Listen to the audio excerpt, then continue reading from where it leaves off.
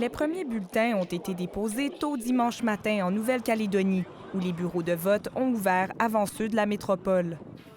À Mayotte aussi, les Français ont voté, dans le cadre du premier tour des élections municipales, qui vise à élire pour 6 ans les conseillers dans près de 35 000 communes. Je veux que mon village évolue et j'ai bien choisi la personne qu'il faut.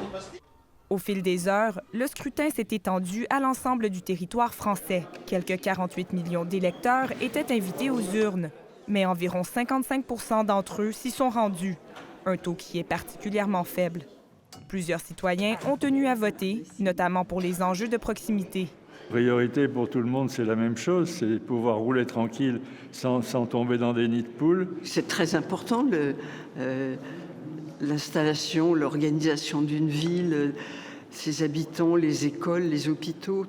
Ces élections municipales se déroulent dans un contexte marqué par la montée de l'extrême droite.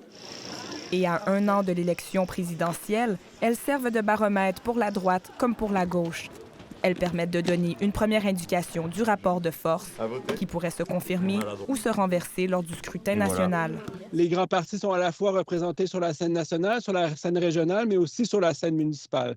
Donc, c'est un grand test pour les partis, mais aussi pour plusieurs des politiciens, plusieurs des élus qui vont tenter de se faire élire à la présidence de la République dans 1 an.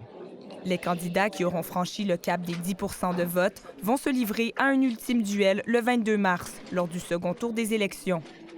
Ici Camille Cassis-Simonet, Radio-Canada, Montréal.